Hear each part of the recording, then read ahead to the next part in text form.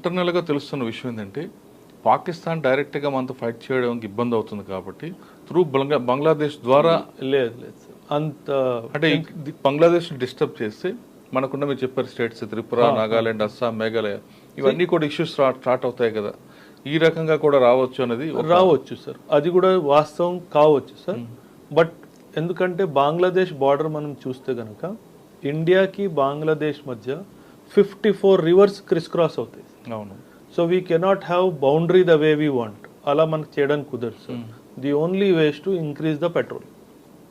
ఆ patrolling increase చేస్తూ BSF స్ట్రెంగ్త్ని పెంచుతూ కరెక్ట్గా మనం గార్డ్ చేసుకోవాలి మన బార్డర్. కరెక్టే, కానీ ఇప్పుడున్న సిచ్యువేషన్లో బంగ్లాదేశ్ జరుగుతున్న వారికి అక్కడున్న కొంతమంది మనకి బార్డర్ కరెక్ట్గా ఫెన్సింగ్ లేదు కాబట్టి ఇటువైపు జంప్ అవ్వడం, ఇక్కడ కూడా న్యూసెన్స్ చేస్తున్నారు అనేది అవకాశం ఉంది సార్, అవకాశం ఉంది. But we will have to see how the government responds. కానీ అవకాశం ఉంది సార్, జరగచ్చు కూడా. ఎక్కువ మనకి త్రిపురలో కనిపిస్తుంది, Tripura, Assam, Meghalaya also and also West Bengal. Sir 4096 kilometres of border sir Bangladesh తోటి. చిన్న బార్డర్ కాదు, one of the lengthiest borders of India, land border maximum బంగ్లాదేశ్తోనే 4096 కిలోమీటర్స్. ఆ లెంత్ ఆఫ్ బార్డర్ ని మనం సేఫ్ గార్డ్ చేయాలంటే జస్ట్ ఇష్యూని షార్ట్ అవుట్ చేసి మనకి ప్రాబ్లం రాకుండా ఉండాలంటే ఏం చేయాలంటారు? డిప్లొమాటికలీ ఎంగేజ్ చేయాలి బంగ్లాదేశ్ తోటి. డిప్లొమాటికలీ ఎవరైతే ఇప్పుడు మిలిటరీ లీడర్స్ కంట్రోల్ తీసుకున్నారో వాళ్ళతో మనం డిప్లొమాటికల్గా మిలిటరీగా మాట్లాడి సిచ్యువేషన్ని కంట్రోల్, వాళ్ళకి కావాల్సినంత సహాయం మనం ఇచ్చి దాన్ని డిప్లొమాటికలీ కంట్రోల్ చేయడానికి ట్రై చేయాలి. అందులోనే మనకి మంచిది, వాళ్ళకి మంచిది. కానీ అక్కడ సిచ్యువేషన్ చూస్తుంటే అలా కనిపించట్లేదు కదా. అవును sir. Sir that's what I'm saying. మనకి గ్రౌండ్ రియాలిటీ కంప్లీట్గా తెలియదు. ఆర్మీ వాళ్ళు మేము కంట్రోల్లో తీసుకున్నాము, కంట్రోల్ తప్పలేదు అన్నట్టుగానే మాట్లాడుతున్నారు, కానీ ఆ గ్రౌండ్ రియాలిటీ ఏదో మనకు తెలియదు. అంటే నేను ఈరోజు ఒక త్రిపురలో ఉన్న మన ఆఫీసర్లతో మాట్లాడితే వాళ్ళు చెప్తుంది ఇప్పటికీ కనిపిస్తుంది న్యూసెన్స్ అయితే ఉంది, బయటకు అనుకున్నంత పీస్ఫుల్ అయితే కాదు అంటారు. అవును అవును sir. So that is why మన బార్డర్స్ మనకి ఐసిపి అని ఉంటుంది సార్, ఇంటిగ్రేటెడ్ చెక్ పోస్ట్ అని ఉంటుంది. అక్కడ నుంచే రావడం వెళ్ళడం అంతా జరుగుతుంది సార్. వాటిల్ని సీజ్ చేయడము, ఎక్స్ట్రా మ్యాన్ పవర్ స్ట్రెంత్ పెట్టి వాళ్ళని గార్డ్ చేయడం మాత్రం ఇమీడియట్గా స్టార్ట్ అయ్యి. మీరు చెప్తున్న అంటే కొన్ని ప్రాంతాల్లో త్రిపుర లాంటి స్టేట్లో లోకల్ బాడీ ఎలక్షన్స్ ఉన్నాయి ఇప్పుడు త్వరలో, దీని ఇంపాక్ట్ పడుతుంది అంటారా? పడుతుంది సార్. ఎందుకంటే election commission will take a decision. అంటే దీనివల్ల లోకల్ ఏమైనా డిస్టర్బెన్స్ ఉందా ఆ డైమెన్షన్లో election commission will take a call. మనం అక్కడ స్టేట్మెంట్ ఇవ్వడానికి లేదు సార్.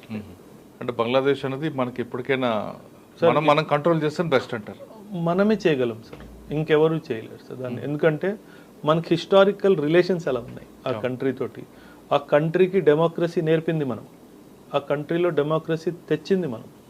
సో చాలా కల్చరల్ రూట్స్ మనకి. మీరు అన్నారు బంగ్లాదేశ్ అంటే బెంగాలే కదా సార్ అని అన్నారు, అందులోంచి పుట్టిన పేరే కదా. సో ఆ కల్చరల్ కనెక్ట్ మనకు ఉంది కాబట్టి వాళ్ళు మనల్ని నమ్ముతారు కూడా. కాబట్టి మనం ఆర్థికంగా కూడా, పొలిటికల్గా కూడా, డిప్లొమాటికల్గా కూడా బంగ్లాదేశ్కి చాలా సహాయం చేసాం sir in the past. So they will accept all those things. So మనం తప్పితే as of now no statement has come that they are going to talk with Pakistan. ఆ స్టేట్మెంట్ సార్ మళ్ళీ అది పాకిస్తాన్ అయ్యే అవకాశం లేదు, అది లేదు సార్. అది India will take care. So we know how to take care. So అది మనం భయపడాల్సిన అవసరం లేదు. కాకపోతే లా అండ్ ఆర్డర్ తప్పడం వల్ల మన స్టేట్స్కి ఏమైనా ఇబ్బంది వస్తుందా, అదొక్కటే మనం జాగ్రత్త చూస్తాం. ఓకే అంతే సార్. మరొకసారి మనం ఆర్మీలోకి వద్దాం సార్. ఆర్మీలోకి రావాలనుకున్న వాళ్ళకి మీరు ఇచ్చే మెసేజ్ ఏంటంటే? Sir simple sir, be disciplined, take pride in the nation. ఒకటే స్టేట్మెంట్ సార్, బీ డిసిప్లిన్డ్. మీరు ఆలోచించే విధానంలో డిసిప్లిన్, మీరు తినే ఫుడ్లో డిసిప్లిన్, మీరు ఎక్సర్సైజ్ హెల్త్ పరంగా డిసిప్లిన్, మీరు ఎడ్యుకేషన్ పరంగా డిసిప్లిన్. నేను చెప్పాను 3 సబ్జెక్ట్స్.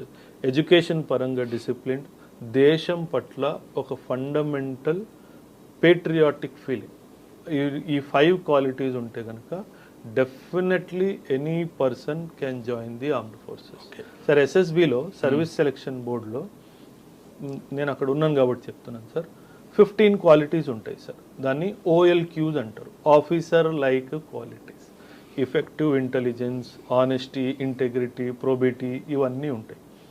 ఈ 15 క్వాలిటీస్లో ఒక్క క్వాలిటీ తప్పినా మిమ్మల్ని రిజెక్ట్ చేస్తారు సార్. సో మీరు as an individual should try to develop these qualities in you న్యాచురల్గా రావాలి.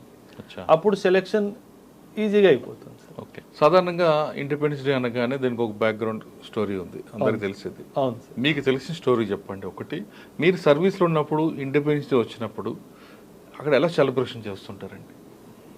డెఫినెట్గా చెప్తాను సార్. ఫస్ట్ ఇది చాలా మందికి తెలియదు సార్. ఇండియాకి స్వతంత్రము 15th ఆగస్ట్ రోజు ఎందుకు వచ్చింది? 14th నైట్ కదా వచ్చింది. 14th నైట్ మనం చేసుకున్నాం. అవును, కానీ బ్రిటిష్ వాళ్ళు మనకి ఇచ్చింది ఎప్పుడు? 15th August. 15th August was very ఇన్ఆస్పీషియస్ day, మంచి రోజు కాదు. అచ్చా, కాకపోతే బ్రిటిషర్ వాజ్ హెల్బెంట్ నేను ఈ రోజే ఇస్తాను. దానికి చాలామంది యూత్కి ఆన్సర్ తెలియదు సార్. ఎందుకు అదే రోజు ఇచ్చారంటే 15th ఆగస్ట్ రోజే జపాన్ సరెండర్ అయింది. ఆ జపాన్ సరెండర్ డాక్యుమెంట్ రిసీవ్ చేసుకుంది lord mount baton. And he wanted to give independence to India on that day only. అందుకే మీరు ప్రియాంబుల్ చదివితే కనుక ఫస్ట్ లైన్ ఏముంటుంది sir? We the people of India give it to hour selves. ఎందుకు అలా రాసాము? ఎందుకంటే British వాడు ఏం చెప్పాడు మొత్తం వరల్డ్లో, నేను భారతదేశానికి స్వతంత్రం ఇచ్చాను అని మాట్లాడాడు సార్. మనమే అన్నాం, నువ్వెవడురా ఇచ్చేటోడివి, నేను కష్టపడి సంపాదించుకుంది. అందుకే స్టేట్మెంట్ ఎలా రాసాము? We the people of India give it to ourselves. ఇది యూత్కి తెలియాలి సార్. ఎందుకంటే 1947, 75, 80 ఇయర్స్ అవుతుంది. కాకపోతే ఈ knowledge generation to generation pass అవ్వట్లేదు. మనం ఎంత కష్టపడితే మనకి ఇండిపెండెన్స్ వచ్చిందో మన యూత్కి నేర్పించే బాధ్యత ప్రతి ఒక్క టీచర్ది, ప్రతి ఒక్క పేరెంట్ది, ప్రతి ఒక్క అడల్ట్ది నేర్పించాలి సార్. ఎందుకంటే మనం మన కల్చర్ గురించి మర్చిపోతున్నాం సార్. ఎంత కష్టపడితే జనరలీ మనకి చిన్నప్పుడు మీరు యాక్సెప్ట్ చేస్తారు, గాంధీ తాత వల్ల స్వతంత్రం వచ్చింది అన్నట్టుగా మనకు నేర్పించారు సార్. కానీ అది పూర్తి వాస్తవం కాదు సార్.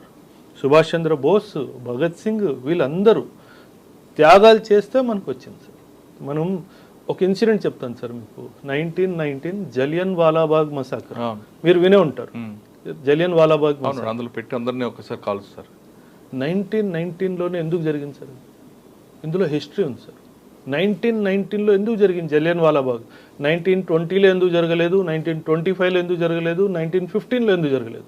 1919లోనే ఎందుకు జరిగింది? నేను మీకు చెప్తాను, పిల్లలు కూడా చాలా important sir. 1914 to 1919 first world war జరిగింది sir. 1914-15 to 1919 first world war జరిగింది. వరల్డ్ వార్లో బ్రిటిష్ తరపు పోరాడింది ఎవరు? మనమే కదా, మనల్ని తీసుకెళ్లారు కదా సార్. అవును. So what the Britishers felt, నాతో పాటు వీడు నాతో కలిసి ఒక వైట్ మ్యాన్ని చంపాడు, జర్మన్ని చంపాడు, ఒక వైట్ మ్యాన్ని చంపాడు. సో వైట్ మ్యాన్ పట్ల వీడికి భయం పోయింది. ఆ భయాన్ని మళ్ళీ తిరిగి తేవాలి అంటే వీడిని నేను చంపాలి. So when the sick troops came back after fighting the world war 1 in 1919, General Dyer was given instructions, rebuild the fear in them. Okay, rebuild the fear in them. ఎలా? వాళ్ళకి కాల్చి చంపేయి. సో అప్పుడు వాళ్ళకి అర్థమవుతుంది, నువ్వు నాతో పాటు కలిసి యుద్ధంలో పోరాడినంత మాత్రాన you cannot look up to me. So ఆ భయం మళ్ళీ తిరిగి రావడానికే 1919 జలియన్ వాలాబాగ్. సో అండర్స్టాండ్, వాళ్ళు ఎంత కసిగా మనల్ని కొట్టారు. ఇంత కష్టపడి మనం సంపాదించుకునే ఇండిపెండెన్స్ని మనకి ఎంత బాధ్యతగా ఉండాలి సార్. సో ఆ బాధ్యత, అందుకే నేను చెప్పాను, be disciplined, take pride in the nation.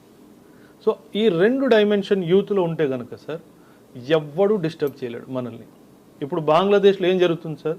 Youth ఇండిసిప్లిన్డ్గా ఉన్నారు, రోడ్డు మీదకి వచ్చింది. ఆ రిజర్వేషన్ బిల్ ఏదో రిటర్న్ తీసేసుకుంది కదా సార్, సుప్రీంకోర్టు కూడా ఖారీజ్ చేసింది కదా సార్, వదిలేయచ్చు కదా. యూత్ ఇండిసిప్లిన్డ్ అయిపోయింది. నేను ఇవాళ ఒక వీడియో చూశాను సార్, ఇన్స్టిట్యూట్ మీ దగ్గరకు వస్తున్నప్పుడు షేక్ ముజిబుర్ రెహమాన్ బొమ్మని వాళ్ళు నాశనం చేశారు సార్. అవును. అసలు ఎలా చేస్తారు sir? In the constitution you have mentioned him as the father of Bangladesh. నువ్వు ఫాదర్ ఆఫ్ ది నేషన్ బొమ్మ ఎలా ఇరగొడతావు? అందుకు చెప్పారు కదా ఇండిసిప్లైన్. అది ఆమె హసీనా బెడ్ మీద కూడా పడుకుంటాడు, ఫర్నిచర్ తీసుకెళ్ళిపోయారు. అది ఓకే, అది లూట్. Loot is understood. ఇలాంటి సిచ్యువేషన్లో అది లూట్ కూడా జరుగుతుంది తప్పే కదా. కానీ ఒక వ్యక్తి ఎవరైతే మీకోసం పోరాడి మీకోసం జైలుకి వెళ్ళి మీకోసం ఇన్ని త్యాగాలు చేసిన తర్వాత మీరు ఆయన బొమ్మతో అలా చేయడం నన్ను అడిగితే వాస్తవంగా సార్ అది 100% తప్పు. అంటే నాకు అనిపిస్తుంది ఏంటంటే ఆ బొమ్మ వీళ్ళు తెలియదేమో, తెలియదు సార్, ఆయన స్టోరీ వీళ్ళు తెలియదేమో. తెలియదు సార్. అందుకే చెప్తున్నాను. ఏమి నేను చెప్పాను కదా, బాధ్యత ఎవరిది? టీచర్ది, పేరెంట్ది, అడల్ట్ది. అక్కడ ఎవరో బాధ్యత తప్పాడు sir. So as a parent అందరూ విన్న వాళ్ళందరూ చెప్తున్నాను సార్, యాజ్ ఎ పేరెంట్ దేశం పట్ల భక్తి, గౌరవం రెండు పిల్లల్లో తెచ్చే బాధ్యత పేరెంట్స్ది, టీచర్స్ది, ఇంట్లో ఉన్న అడల్ట్ మెంబర్స్. ఓకే, నేను ఇందుకు ఒక క్వశ్చన్ అడిగా. సార్ మీరు సర్వీస్లో ఉన్నప్పుడు ఇటువంటి ఫంక్షన్లు అవును జరుగుతున్నప్పుడు సార్. ఆ ఎమోషన్ ఎలాగుంటుంది, ఆ ఫీలింగ్స్ ఎలాగుంటాయి సార్ ఇంకా పక్కన పాకిస్తాన్ కనిపిస్తుంటది, ఒకవైపు మనము. మీరు వాగా బార్డర్ వెళ్ళి ఉంటారే, వెళ్ళానండి. ఎలా ఉంటుంది సార్ అక్కడ? సో కానీ అన్ని బోర్డర్లు అలా కనిపించదండి. నేను చాలా బోర్డర్ చూసా. అవును, వాగా బార్డర్, ఫరీద్కోట్ చూసా. ఫరీద్కోట్ బార్డర్ లో కూడా సిమిలర్ డ్రిల్ జరుగుతుంది. ఫరీద్కోట్, వాగా బార్డర్ లో సార్ ఇవి రెండు ceremonial border post. They are not regular border post, they are called ceremonial border post. యూత్లో దేశంలో ఒక పేట్రియాటిక్ స్పిరిట్ తేవాలని చెప్పి ఇలాంటి సెరిమోనియల్ బార్డర్స్ని తెస్తారు. మీరు అక్కడ ఉంటే గనక గూజ్ బంప్స్ వస్తాయి. మీరు ఎప్పుడైనా ఆడి పరేడ్కి ఢిల్లీ వెళ్ళండి సార్, జనవరిలోనే వెళ్ళండి సార్, ఆగస్ట్ కాదు, జనవరిలో రిపబ్లిక్ డే పరేడ్కి ఢిల్లీ వెళ్ళండి సార్. అక్కడ మీరు ఉన్నట్టయితే మాత్రము ఆ 1.5 అవర్ ఎంత చల్లగా ఉంటుందంటే సార్, మీరు అక్కడ ఉండలేరు ఆ చల్లో. కానీ ఆ 1.5 అవర్ పరేడ్ స్టార్ట్ అయిందంటే మీకు చలిగా అనిపిస్తుంది. ఎందుకంటే లోపల హీట్, దేశ భావన అట్లా వస్తుంది.